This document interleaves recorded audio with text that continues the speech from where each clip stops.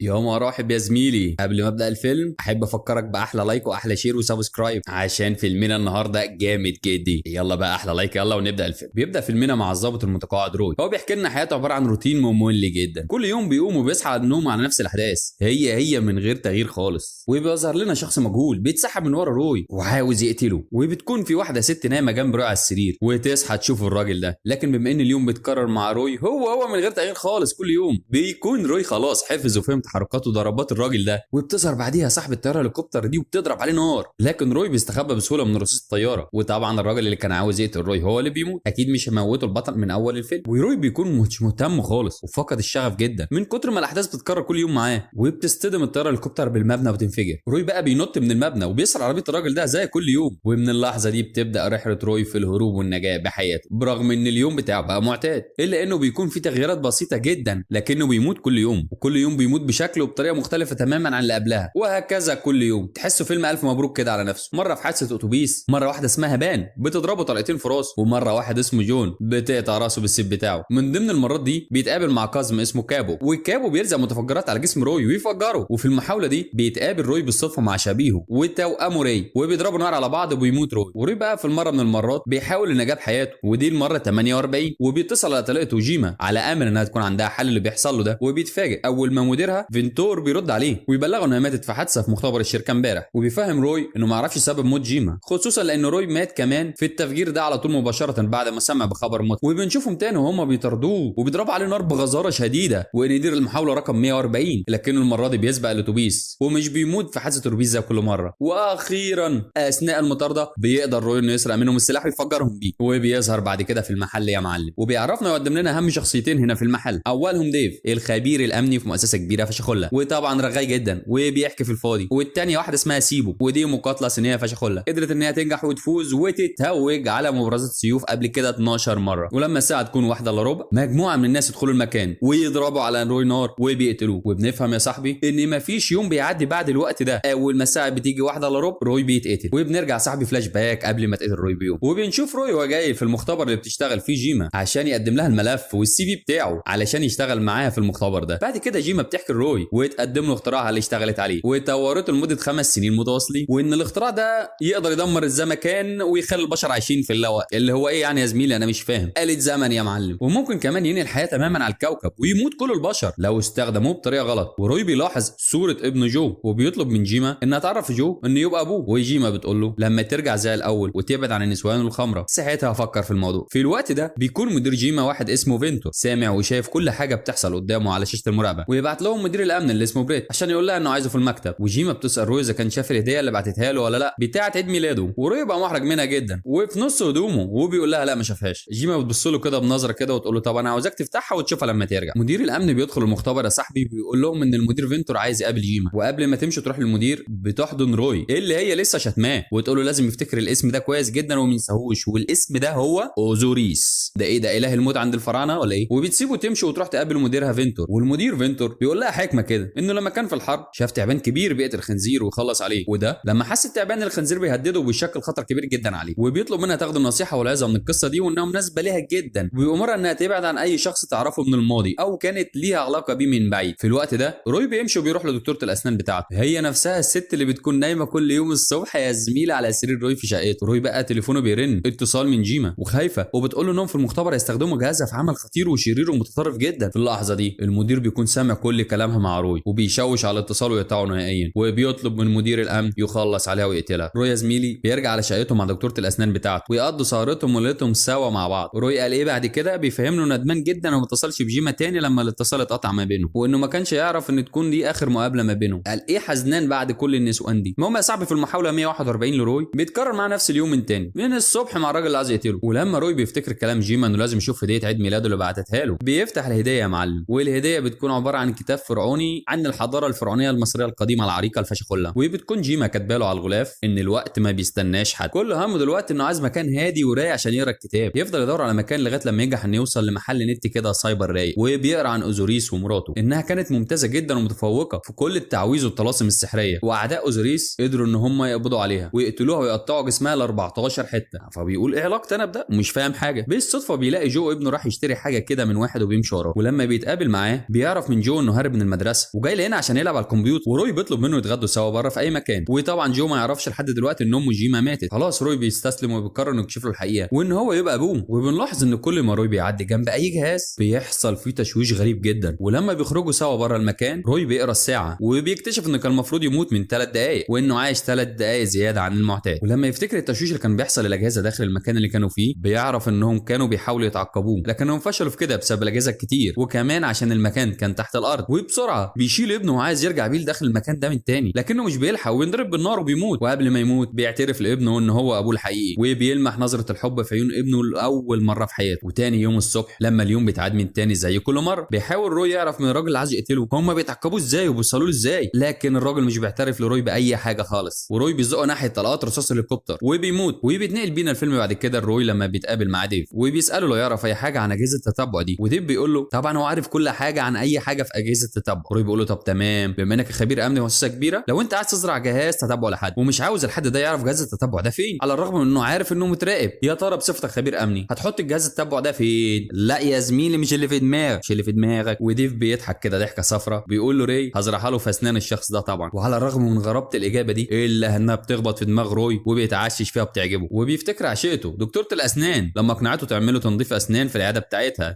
وبيتاكد ان هي اللي زرعت له جهاز التتبع بين اسنانه، خصوصا انه في اخر لحظه قبل ما ينام من البنك شاف مدير الامن ومساعد فينتور اللي اسمه بريت واقف جنب دكتوره الاسنان. وبسرعه روي بيدخل الحمام اللي في المحل ويفضل يخلع في اسنانه بالكماشه لحد ما يلاقي جهاز التتبع وبيدخل شبيه ري وبيضربه بالنار ويموته. ولما بيصحى من النوم تاني يوم بيمسك عشيقته دكتوره الاسنان قبل ما تهرب من الشقه وبيسالها مين اللي خلاها تزرع جهاز التعقب اللي في اسنانه ده، وبترد عليه وبتقول له بريت مدير الامن اللي في المختبر وشركه طليقتك جيما هو والمساعد الخاص للمدير فينتور. وبيقرر روي ان المره دي والمحاوله دي هينتقم من كل اللي قتلوه قبل كده ويسيب لهم جهاز التعقب في كل مره في مكان مختلف ويخلص عليهم واحد ورا التاني، وبعدين بيجمع جثثهم كلهم في مكان واحد ويحرقهم كلهم ساديه يعني. وبيتصل ببريت وبيقول له انا عرفت كل حاجه وانك انت وفينتور ورا قتل جيما وعايزين تقتلوني زيها، بس اوعدك ان انا هفشخك. وبيقفل في وش السكه وبيحاول انه يخترق ويقتحم الشركه ويكسر السور بعربيته لكنه بيفشل. وبيوصل لبريت ولسه يحكي معاه بريت بيطلع المسدس بتاعه وبيضربه بالنار. في اليوم اللي بعده بقى روي بيعمل نفس المحاوله تاني لكنه برضه بيفشل وبيتقتل، وكل يوم بيتقتل بمره مختلفه عن اللي غيرها. مره بيتقتل وهو في على باب الشركه، مره هو بيركب الاسانسير. بعد كده بينتقل للمحاوله اللي بعدها وبينجح فيها انه يدخل ويقتحم الشركه ويركب الاسانسير ويوصل الدور اللي فوق وبيتقابل مع بنت اسمها جوان اللي بتنجح تقتله بالسيف بتاعها. والمحاوله اللي بعد كده بيفشل برضه وجوان بتقتله بالسيف بتاعها. في المحاوله اللي بعد كده بيتصاب روي في رجله لما بيكون بيتقاتل مع جوان، وبيظهر هنا فينتور ويعتذر لروي انه قتل طليقته جيما وبيقول له ان كانت شغاله على اختراع وآلة اسمها مخزن اوزوريس ومن خلال المخزن ده ممكن يتم اعاده تشغيل العالم من اول وجديد من تاني. بعد كده فينتور بيقتله بالرصاص ويخلص عليه. وبيتقابل روي اليوم اللي بعده مع واحد اسمه سيبو هو اسمه كده وبيطلب منها تعلمه المبارزه بالسيف، وكل يوم بيفضل يروح ليها وتدربه وتمرنه على المبارزه بالسيف لحد ما يبقى ممتاز فشخوله جدي. ولما بيقتحم الشركه بعد كده يكون قادر انه يقتل جون بالسيف اكتر من مره، وبريت بيشوفه ويضرب عليه نار لكن روي بيجري وراه وبيقتله بالسيف بتاعه في راسه. بعد كده بيقابل روي فينتور وفينتور بيعرفه انه لو مات مش هيلحق يشوف ابنه تاني. طبعا روي بيقتله وبسرعه كبيره بيجري عشان يشوف ابنه يطمن عليه، لكنه بيلاقوا ان ابنه جو اتقتل. وبتحصل ظاهره غريبه جدا جدا يا معلم، الناس في العالم كله بيموتوا، كل الناس اللي عايشين على الكوكب. هنا روي بيتصاب بحاله حزن واكتئاب كبيره جدا جدا على موت ابنه جو، وكل يوم بيصحى من النوم ويتقتل مش بيقاوم خالص لحد ما بيقرر انه يروح كل يوم ويقضي كل الوقت اللي معاه مع ابن جو ويعوض الايام اللي كان فيها بعيد عنه. وكل يوم تحصل الظاهره الغريبه دي ويموتوا كل البشر اللي على الكوكب ومش بتكون فارقه معاه بصله. في اليوم اللي بعد كده لما بيكون روي مع ابن جو بيقول له ان والدته جيما كلمته الصبح النهارده وقالت له لو حصل اي حاجه يتصل بروي وبعتت له رقمها كمان. وبيعرف روي انها بتكون عايشه لسه في الصبح بدري لما بيقوم كل يوم من نومه. في اليوم اللي بعد كده بيقتحم الشركه ويقتلهم كلهم وبيوصل لجيما لكنها بتكون ماتت خلاص. وروي بيفهم من خلال الوقت على شاشة المراقبه ان جيما بتتقتل بعد ما بيصحى من النوم ب 14 دقيقه بس، ولازم يكون هنا وينقذها في الفتره الجايه. بيصحى يركب الطياره قبل ما تنفجر وبيوصل للشركه ومعاه سلاحه تقيل وبينجح المره دي يقتلهم كلهم ويخلص عليهم وينقذ جيما. وبتقول له عشان توقف نهايه العالم لازم هو بنفسه يدخل في الجهاز عشان هي عملت تشغيل الجهاز بالحمض النووي بتاعه، وبتحذره انه ممكن يختفي تماما وما يرجعش تاني من الجهاز. وهو بيقول لها سلامتك انت وجو سكان العالم اهم. هو بيدخل الجهاز يا معلم وتطلب منه تستناه بره وبيوعدها انه هيرجع من تاني. وهنا بيخلص فيلمنا يا معلم. قبل ما يخلص الفيلم حابب اقول لك ما تنساش اللايك وسبسكرايب، ولو احنا على اليوتيوب نشترك في القناه، ولو عجبك الفيلم دوس لايك، لو ما عجبكش الفيلم دوس لايك برضه يا عم، احنا تعبنا فيه. سلام.